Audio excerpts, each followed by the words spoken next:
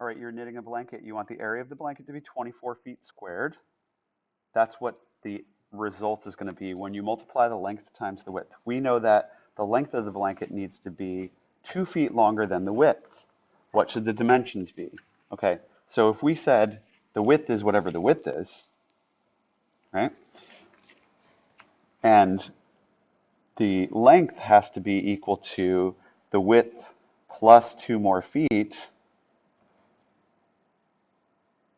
right? Then multiplying the width by 2 feet longer than the width should give us the area. And the area is 24. So let's multiply this out and sort it, okay? We multiply by distributing this through like that, and we get w squared plus 2w equals 24. And we're going to follow our technique that we know, which is to get it equal to 0. Minus 24, minus 24. And what we get is w squared plus 2w. And one big trick of this is to write that original expression of if one of them is equal to some variable, the other one is equal to 2 more than that because it says it's 2 feet longer, right? Anyway, so w squared plus 2w minus 24 equals 0. And then we've got this situation where we say it's equal to 0. We can factor it and set each part equal to 0. So that's w and w. We've got a negative number at the end for a constant, so we had one of each sign, plus and minus.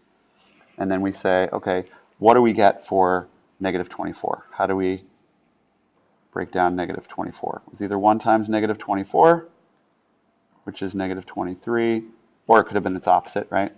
Which would give us positive 23, negative 1, and positive 23, or positive 24, like this. Okay, that would give us a positive 23. But I'm just going to list them once so that we can go through them more quickly. And we'll see if we need to make it the opposite. 2 and negative 12.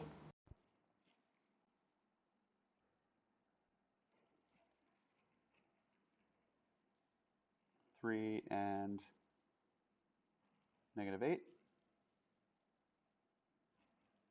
4 and negative 6.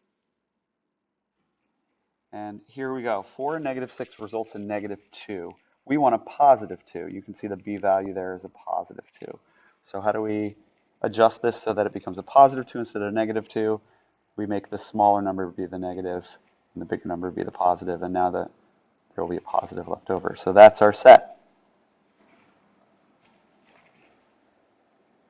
Those numbers. Okay? And how do we write it? Well, the 6 is positive, so that goes with the plus. The 4 is negative 4, so we could put that with the negative. Okay? And now what we're going to do is set each one equal to 0 and see what the values are. So we can take w plus 6 equal to 0.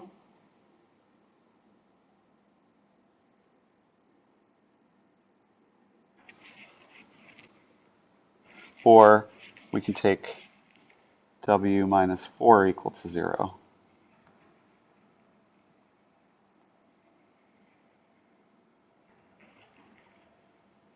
Those are the two things that would turn this expression to 0, right?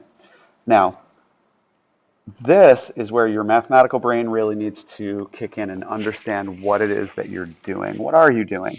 Well, what you should be doing is realizing that we're talking about a real-life situation here. And what's the real-life situation? We're talking about lengths. Can we have a length of negative 6 feet? That's impossible. You can't have negative lengths. That's an extraneous solution. So we know that the one solution that we've got, w equals 4, is what it's equal to. Okay?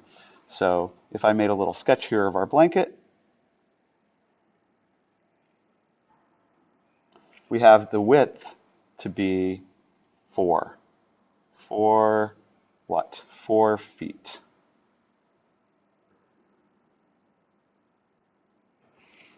And it says that the length is 2 feet longer than that. So what's 2 feet longer than 4 feet? 6 feet. And what do you get when you multiply those together? 4 feet by 6 feet, you get 24. 4 times 6 is 24, and feet times feet is feet squared. Okay? So then what do we have as an answer? This will be a 4 foot by 6 foot blanket.